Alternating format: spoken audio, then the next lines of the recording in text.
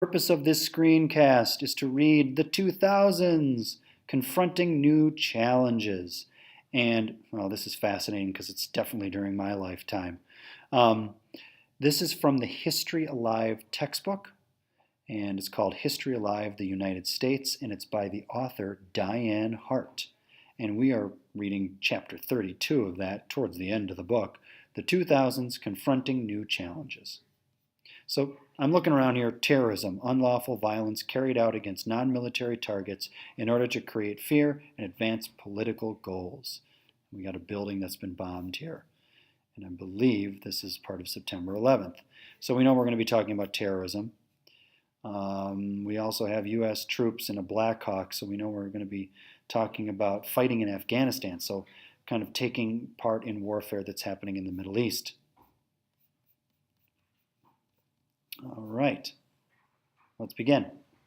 The beginning of the new millennium, the year 2000, was a momentous event for baby boomers and their families, promising a new era of American prosperity.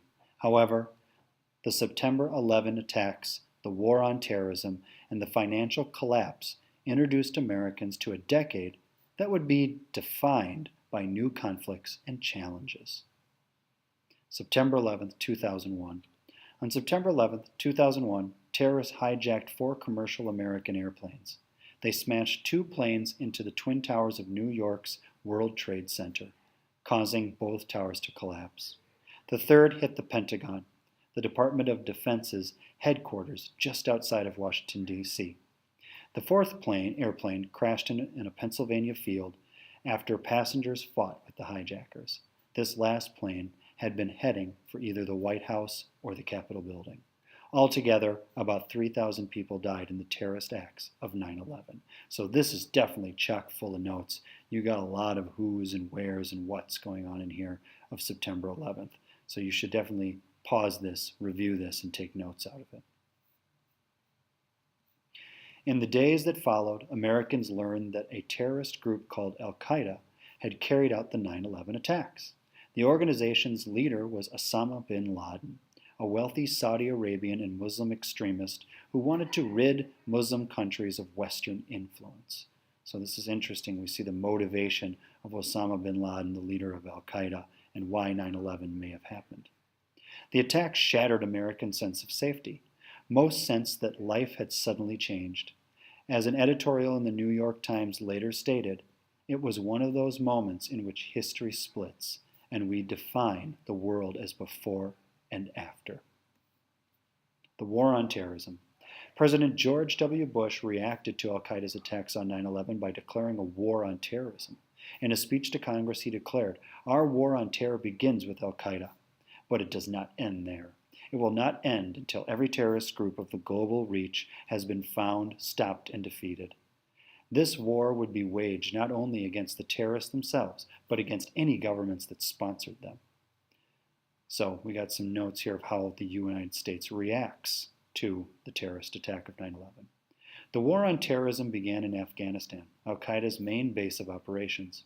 A radical Muslim group called the Taliban ruled the nation, approving of all al-Qaeda's terrorist training camps. In October 2001, U.S. and British forces began bombing al-Qaeda's camps and Taliban military sites. Anti-Taliban Afghan militias also joined the fighting.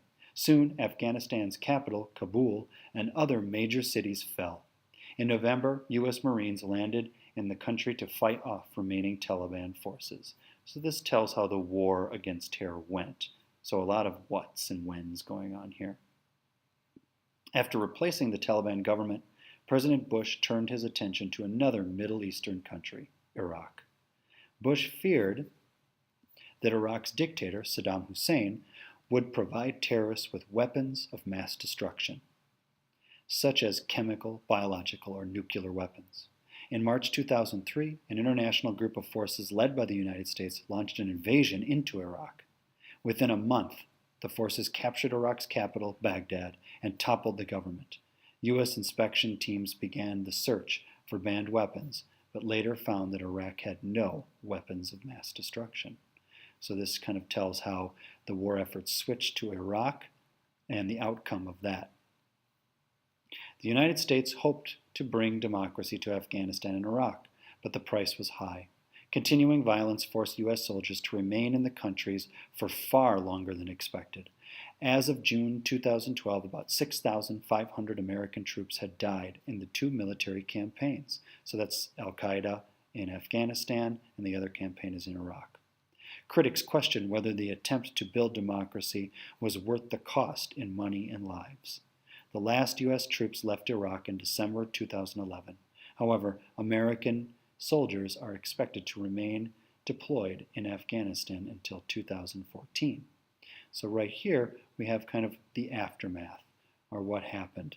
The war wages on in Afghanistan. It's lasting a long time. 6,500 are dead between Afghanistan and what happened in Iraq. There starts to be critics of the war, and we have troops pulling out. Compassionate conservatism.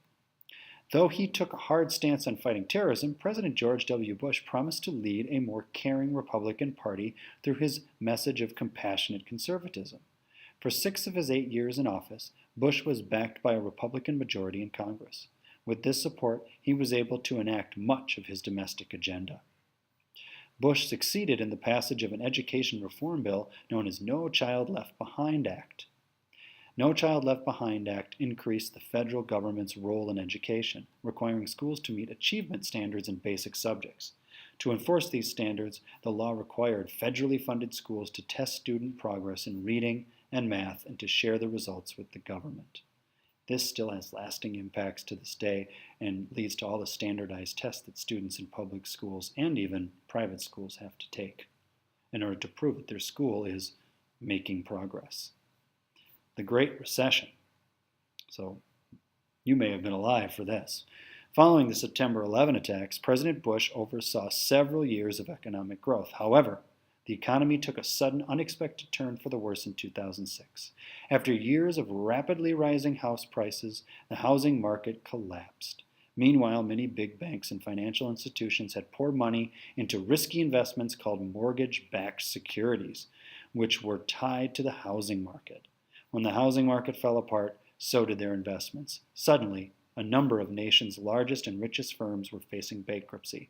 By 2008, the entire financial system was on the brink of collapse. Big idea here is that in 2006 and by 2008, there was a big recession and the economy was very bad because people were basically spending money they didn't have. Here ends the reading.